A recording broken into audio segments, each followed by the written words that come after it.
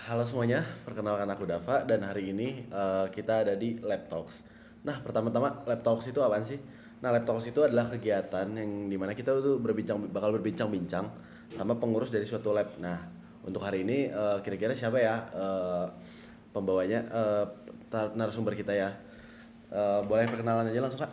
Oke, halo semuanya. Perkenalkan nama aku Regi Renanda Rahman. Aku dari jurusan S1 Rekayasa Perangkat Lunak angkatan 2021. Di sini aku adalah pengurus dari salah satu lab yang ada di informatika yaitu Advanced Software Engineering atau yang biasa dikenal sebagai AC Lab. Oke. Pertama aku makasih dulu ya Kak udah dibolehin mampir di lab ini.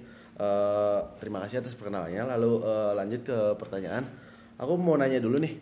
Mau tanya-tanya seputar ASL Lab. Jadi di ASL Lab itu kegiatannya ngapain aja sih Kak? Oke, sebelumnya AC Lab ya sebutannya. Oke, Advanced Software Engineering. Iya. Jadi di sini kami itu mencoba untuk memperdalam ilmu-ilmu atau memperdalam ilmu lingkup yang ada pada software engineering gitu. Seperti yang kita tahu kan software engineering atau mungkin kalian tahu itu software development life cycle. Nah, lingkupnya itu ada di sana misalnya kayak planning, analysis, design, implementation, testing dan maintenance. Nah, pokoknya semua lingkup yang ada di sana itu kami coba perdalam lagi gitu. Makanya namanya Advanced Software Engineering gitu. Makanya advance ya. Iya, Advance advance ya. gitu. Nah, selain itu juga ilmu SE ini juga diterapin gitu di game development. Makanya kami juga buka divisi lain nih selain software engineering, yaitu game development. Nah, untuk kegiatan kami sendiri itu ada study group sama research group gitu. Jadi kalau study group kan kumpulan member atau mahasiswa itu membahas terkait suatu atau ilmu atau bidang gitu. Nah, mereka saling bersama berkumpul untuk membahas terkait itu. Kemudian ada research group, itu mahasiswanya atau membernya itu melakukan penelitian bareng dosen gitu. Pokoknya terkait suatu topik juga. Oh, jadi ada kolaborasi sama dosen juga ya? Iya, ada. Nanti misalnya kita kayak ngajuin ke dosen atau dosen ngajuin ke kita gitu. Nah, itu bisa gitu. Jadi semacam project kan bareng dosen gitu. Ya, bisa juga. Nah, Terus intinya gitu sih. ya, jadi lab ASE ini kira-kira berfokusnya tuh sama bidang software engineer dan ada bidang game developmentnya juga ya Kak? Iya, betul. Kalau di dalam labnya ini kan tadi Kakak udah jelasin di sini ada study group dan lain-lain ya. Bentar, ini udah kejawab pertanyaan yang selanjutnya udah kejawab. Maaf aja tadi. Ada apa Kita loncat ke penjelasan pertanyaan selanjutnya. Pertanyaan selanjutnya yaitu biasanya tools di lab ini kakak ini pakai apa aja Kak? Untuk tools itu sebenarnya tiap role-nya itu beda-beda. Aku nyebutnya role ya. Soalnya kan kayak di tiap divisi itu dia ada pecahannya lagi gitu. Jadi misalnya kayak divisi software engineering itu kan nggak secara general, pastinya ada pecahannya lagi. Misalnya kayak ada requirement engineer atau programmer atau UX designer, tester dan lain-lain. Nah, itu tools yang mereka pakai itu beda-beda gitu. Dan juga untuk game dev juga sama, itu juga kebagi lagi misalnya kayak game designer, game artist, game programmer, ada audio composer juga ada gitu. Nah, pokoknya itu tools mereka beda-beda. Dan juga untuk tools sebenarnya aku nggak hafal tiap role-nya gimana. Intinya itu kami menuntut buat mereka pakai yang sudah menjadi standar industri gitu. Misalnya kayak UI UX kan pakainya Figma gitu. ya Figma, nah, benar gitu. Biasanya juga industri mintanya kayak Figma, Adobe Photoshop atau Illustrator gitu, mintanya mereka gitu. Nah, di situ kami ajarkanlah Figma ke mereka. Atau contoh lain misalnya mungkin kayak game programmer deh. Game programmer itu kan dia biasanya dimintanya game engine-nya kayak Unity atau Unreal gitu. Nah, tapi karena masalah performanya itu yang gede, kami pakai alternatif lain gitu. Contohnya Godot Engine. Nah, di situ nggak apa-apa nih engine-nya beda, tapi asalkan buat belajar, kebutuhan belajar aja gitu. Jadi kan nggak masalah juga beda.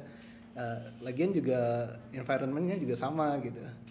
Nah, untuk role lain aku kurang hafal sih sebenarnya. Cuma kayak misalnya lagi kayak game artis itu mereka biasanya punya tools yang senyamannya aja gitu buat mereka menggambar. Jadi senyaman orangnya aja gitu. Iya gitu. Yang penting asetnya jadi kan.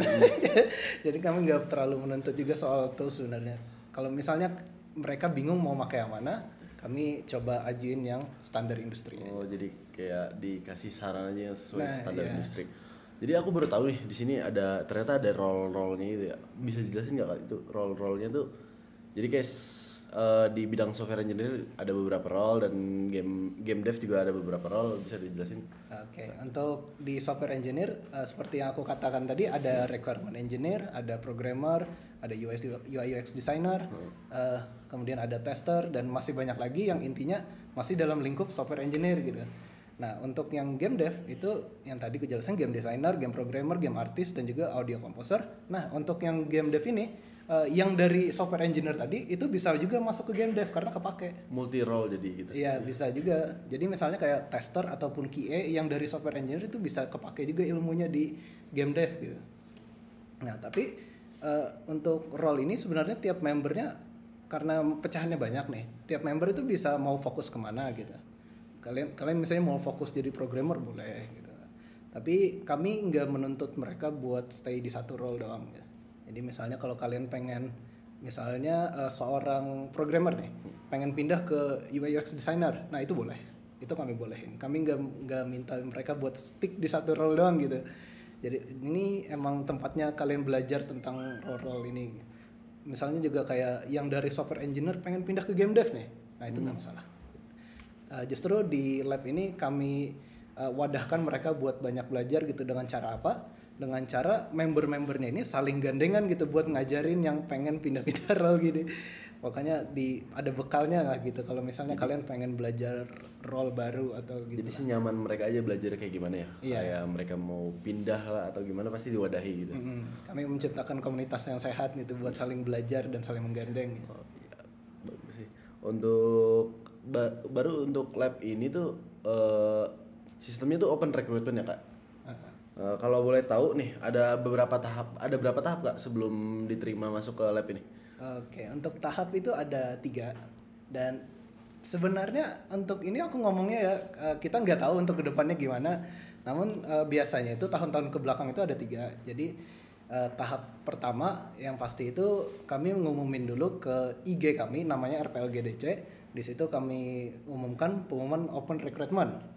Nah, di situ kalian diminta untuk mengirimkan CV dan portofolio kalian. Itu tahap pertama.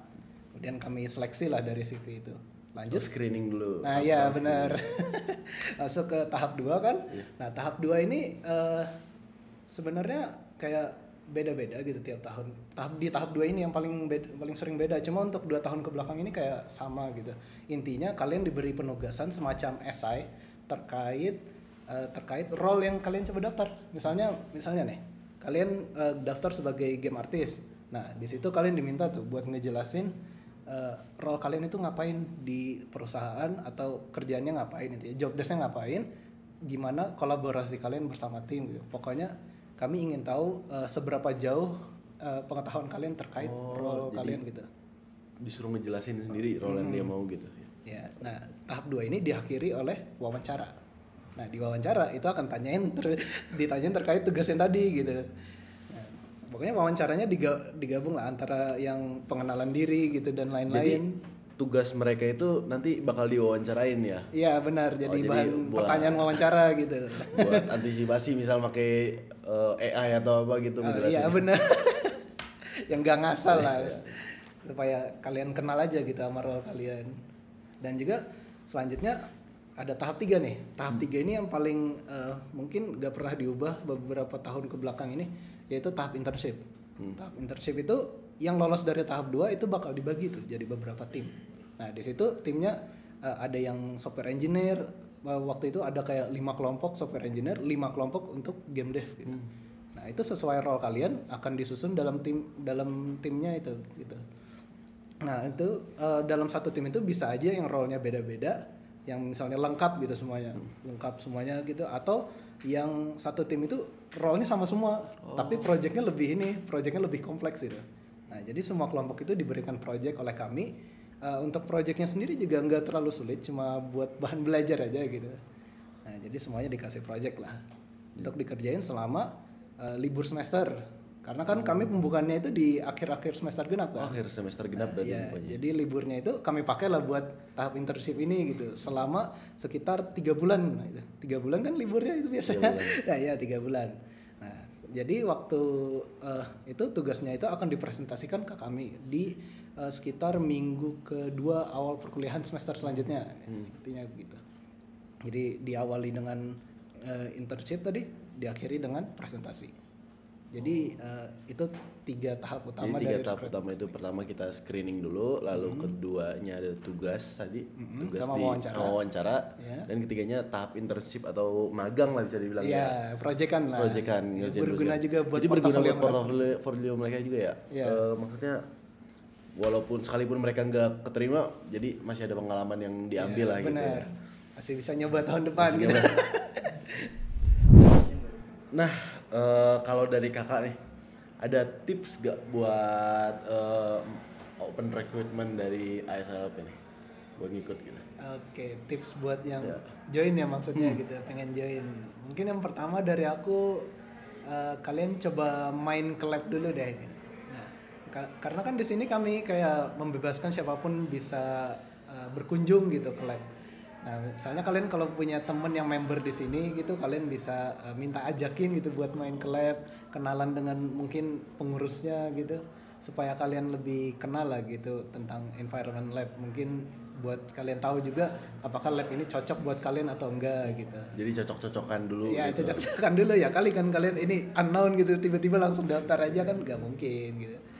Ya, mungkin kenal sama orangnya dulu lah, Kenal at sama least orangnya gitu. dulu. Oke, mungkin itu aja tips dari aku yang pertama. Yang kedua, kata aku sih jangan takut gitu buat daftar kan. Ya, Misalnya ini kayak penting kan ya. Karena pasti mahasiswa sekarang tuh, wah aku takut banget nih, kurang jago. Pasti yang keterima itu yang jago-jago gitu. minder lah, Minder. jangan minder guys. Coba. Itu jangan minder. Kalian daftar aja gitu. Siapa tahu kan rezekinya nyantol di sini gitu. Karena juga kami itu mewadakan bagi kalian yang pengen menata karir gitu. Mungkin ini menjadi langkah pertama kalian buat belajar terkait role yang pengen kalian dalami dan lain-lain gitu. Nah, itu coba aja daftar, jangan minder intinya gitu. Dan yang tips dari aku yang terakhir adalah tata portofolio kalian sih, perbanyak portofolio kalian dulu, aja gitu. portofolio jadi dibagusin aja. Gak perlu yang bagus. Gak perlu yang bagus. Yang projectnya itu gak perlu yang bagus-bagus gitu yang kalian penting masukin. ada gitu. Yang penting ada. Bisa dari tugas kuliah kalian aja gitu. Aduh. Kan waktu itu juga aku daftar sebagai game artist kan. Nah, itu aku masukin tuh tugas-tugas kuliah yang terkait itu. Misalnya kayak kan game artist apa sih kaitannya dengan desain kan, Iya. atau dengan menggambar-gambar gitu. Menggambar, ya. Nah, itu waktu itu aku masukin kayak tugas-tugas kuliah, bahkan tugas SMK aku masukin loh. Kayak buat poster itu aku masukin gitu ke portofolioku. Supaya ngasih tahu aja kalau aku bisa gambar atau bisa desain gitu. Jadi kayak sekedar ada gitu ya. Sekedar ada, intinya masih terkait lah dengan role Terkait, kalian ya. gitu. Atau yang tugas kuliah misalnya waktu itu kan ada mata kuliah yang bikin game. Nah, di situ aku masukin tuh aset-aset yang aku bikin waktu tugas itu, dan aku jelasin gitu ngapain aja di tugasnya gitu. Intinya begitu aja sih. Jadi yang penting kita ada portofolio yang terkait dengan role yang pengen diambil gitu Iya, ya kayak. gitu. Oh, jadi dari tugas kuliah itu bener cerita kisah nyata itu. Kisah nyata. Aman kok. Mungkin kalian juga yang misalnya jadi programmer juga bisa gitu. Kasih project terbagus kalian di kuliah gitu kan. Itu jelasin ngapain projectnya gitu. Bisa. Gitu. Intinya mungkin itu aja sih tips dari aku. Jadi ada 3 tips tadi ya. Iya. Lalu untuk selanjutnya kalau boleh tahu nih Kak, lomba-lomba yang pernah diikutin lab ini ada nggak?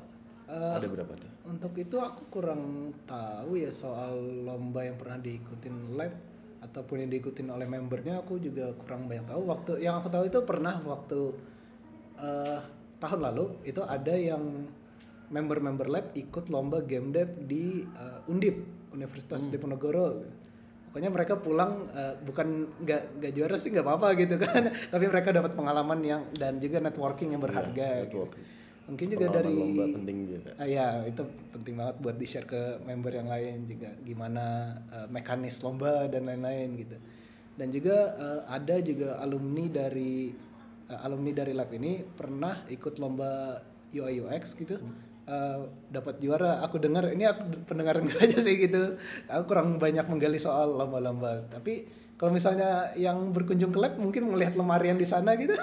Di situ kan banyak sertifikat dari para membernya. Ya, Ya itu juga kelihatan gede banget. juara dua.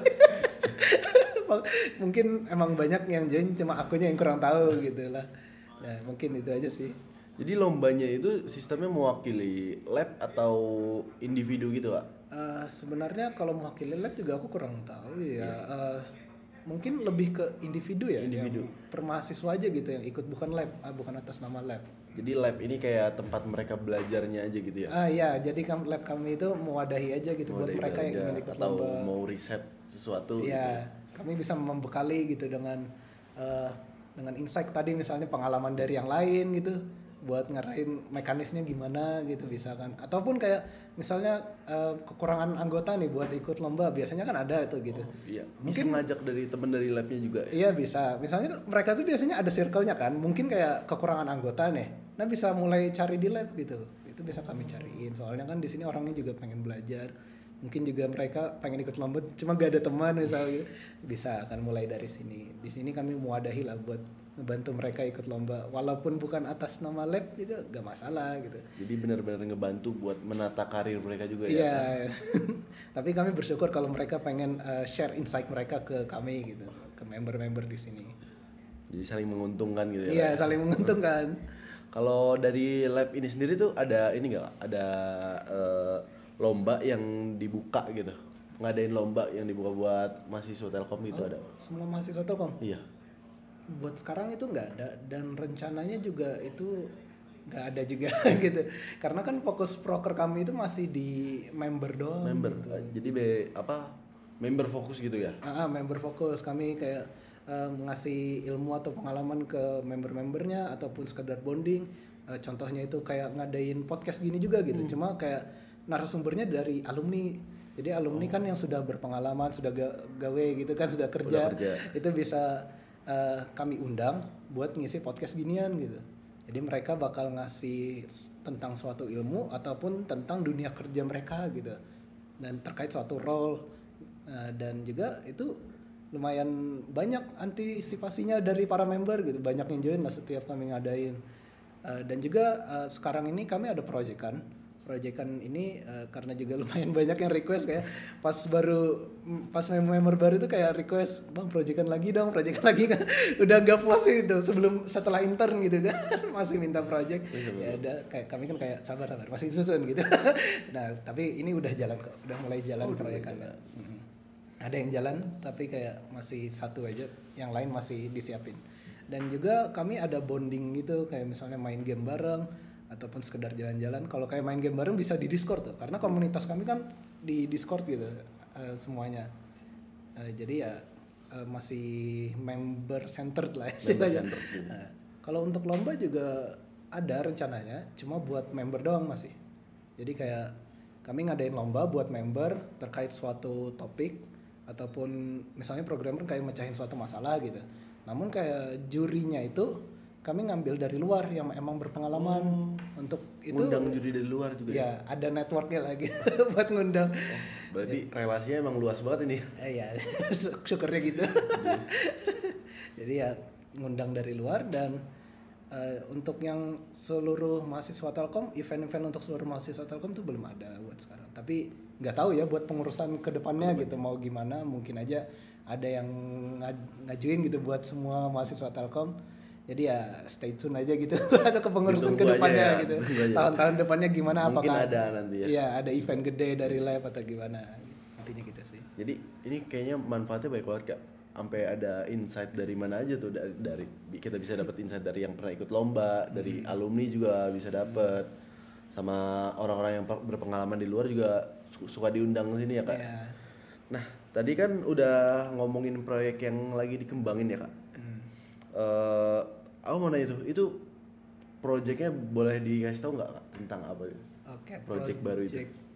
Oke, projectnya itu kami buka buat member dulu buat sekarang. Kayak sistemnya itu open source. Member itu bebas mau ngerjain yang bagian mana gitu. Mereka bebas. Kami nggak menuntut mereka buat kamu kerjain ini dong, enggak, itu bebas aja karena sistemnya kan open source project, cuma bukan dibuka buat semua mahasiswa Telkom, cuma masih member doang gitu. Nah projectnya sendiri itu yang jalan sekarang itu masih game, tentang sebuah game. Itu project game ini diambil oleh kerjaan oleh internship tahun ini gitu. Yang kataku tadi kan ada yang satu kelompok yang penuh dengan role yang sama, dikasih projectnya yang kompleks gitu. Nah dari hasil mereka itu kami jadiin project bersama di lab ini. Nah buat sekarang itu sudah jalan gitu. Dan project lain mungkin kayak website lab itu masih disiapin, belum di kick off lah gitu intinya. Jadi untuk kedepannya juga bakal banyak project-project lain, mungkin juga bakal ngambil dari internship member baru nantinya gitu. Atau jadi internship itu juga ikut membantu ya buat project-project yang dikembangin oleh lab ini. Iya benar. Jadi istilahnya kayak produk hasil lab gitu. Jadi misalkan kreditnya oleh created by AC Lab gitu kan. Jadi gitu sih. Bagus juga ya. Jadi ngambil memanfaatkan human resource sebanyak mungkin ya. SDM-nya sebanyak mungkin dimanfaatin ya. Baru sekarang aku mau nanya buat kakaknya, pengalaman kakaknya ya.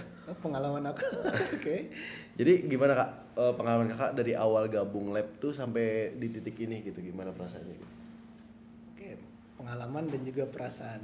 Awalnya itu mungkin ceritaku diawali dari 2 tahun kuliah gitu. 2 tahun kuliah aku nggak ada join organisasi manapun. Aku nggak ada join ke organisasi manapun. Ikut kepanitiaan juga cuma sekali aja gitu. Cuma kayak bingung gitu, mau mengasah skillku kemana gitu kan. Pengen yang soft skill juga, hard skill juga ada gitu. Dan juga waktu itu sering diajakin main ke lab ini. Makanya kan tipsku tadi buat sering main ke lab gitu. Aku sering diajakin oleh membernya buat main ke lab, sekedar main ataupun kayak nugas atau nunggu kelas malahan. Temen kakak itu member di sini gitu? Iya gitu. Dia udah join waktu awal pertama, waktu tahun-tahun pertama kuliah dia udah join. Sedangkan aku join waktu tahun kedua gitu. Nah disitu aku mulai kenal nih sama environmentnya, lah kok enak gitu. Membernya asik gitu, jokesnya masuk. Dan juga environmentnya santai kan gitu, seperti yang kita lihat sekarang. Santai gitu, enak buat belajar dan nugas dan main lah gitu. Enak lah ya pokoknya. Makanya aku langsung tertarik, wah ini kayak bisa jadi tempat buat aku belajar dan mulai menata karir nih gitu. Jadi aku daftar ikut open recruitment tahun itu, tahun 2023 ya itu berarti. Nah di situ aku join sebagai game artist. Yang tadi kakak ceritain itu. Join sebagai game artist. Nah setelah itu aku lolos jadi member, dan di situ aku mulai ikut proker mereka gitu, kayak misalnya yang tadi podcast lab gitu, podcast alumni ini enak banget gitu kan. Infonya, insight-nya banyak terkait dunia kerja gitu. Dan juga aku pernah diajakin membernya buat proyekan juga. Itu jadi pengalaman tersendiri lah bagi aku gitu. Nah untuk perasaannya gimana Kak bisa sampai di titik ini? Perasaan gue ya, karena emang dengan environmentnya yang kayak gini dan juga komunitasnya juga kayak gini, ya pastinya aku merasa sangat nyaman lah. Apalagi kan yang pertama itu ada dibantu dalam belajar gitu, bukan dari membernya doang tapi jadi dosen pembinanya juga asik gitu. Bisa ngajarin juga dan lain-lain. Mau proyekan juga gampang gitu kan, tinggal cari aja membernya yang pengen, karena semuanya juga satu visi misi gitu. Dan juga mungkin perasaan yang paling dominan banget bagi aku itu kayak segala urusanku dipermudah gitu di lab ini. Jadi ya aku ngerasa kayak sangat bersyukur lah bisa join ke sini gitu. Gak nyesel gitu. Gak nyesel sih, bersyukur. Jadi, ternyata pilihanku tepat gitu ke sini mah. Karena juga cocok kan buat aku yang mulai menata karir gitu. Jadi buat kalian yang pengen masuk ASLab nih nggak bakal nyesel ya. Karena emang lingkungannya itu yang friendly banget ya, yang sangat hangat gitu ya. Kami menjunjung komunitas yang sehat intinya gitu. Nah, pertanyaan terakhir Kak ini. Harapan Kakak nih untuk perkembangan lab ini untuk kedepannya itu gimana? Oke, harapan aku ya.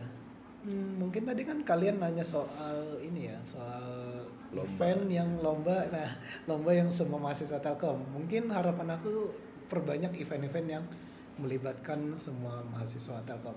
Jadi kayak lab kami itu ada manfaat juga gitu buat semua mahasiswa kampus gitu kan, mungkin kayak yang tadi lomba gitu atau podcast juga bisa. Nah waktu itu dulu kalau nggak salah ada juga workshop ataupun webinar gitu yang bebas siapa yang mau join. Nah mungkin aku lihat itu kan akhir-akhir ini kayak jarang gitu diadain kayak gitu. Nah harapanku kegiatan kayak gitu bisa diulangin kembali buat semua mahasiswa Telkom, dan ya pokoknya kita berbagi ilmu lah terhadap semua mahasiswa, kepada semua mahasiswa Telkom gitu. Jadi bisa bermanfaat gitu ya. Iya buat kampus sendiri juga gitu. Pokoknya bakal seru lah pastinya. Kita lihat aja gitu gimana Perkembangan kedepannya. ya perkembangan kedepannya dari para pengurusnya nanti, apakah mau gitu ngadain lagi webinar ataupun workshop ataupun event lainnya nih, lomba misalnya gitu, boleh. Mungkin bakal seru sih. Dan juga aku harap juga komunitasnya tetap sehat, apalagi buat kami nanti setelah lulus gitu, para alumni bisa nyaman aja gitu di komunitas, mungkin dari Discord gitu kan kayak yang sekarang gitu. Kami semuanya di Discord bisa mampir terus gitu untuk Jadi bisa ngasih insight gitu nah iya ke kayak alumni anak-anak, yang sebelumnya gitu. ke adik-adiknya ya. Iya buat member baru. Jadi ya kami harap komunitasnya tetap sehat dan gitulah. Mungkin gitu aja sudah. Oh ya. Oke, mungkin pertanyaanku cuma segitu aja Kak. Sekali lagi makasih udah dibolehin untuk mampir ke lab ini ya. Dan udah untuk kakak sebagai narasumber, terima kasih udah mau ditanya-tanyain. Nah mungkin segitu aja dari Lab Talks episode pertama ini. Sekian, aku Dava dan Regi. pamit undur diri. Wassalamualaikum warahmatullahi wabarakatuh. Terima kasih semuanya.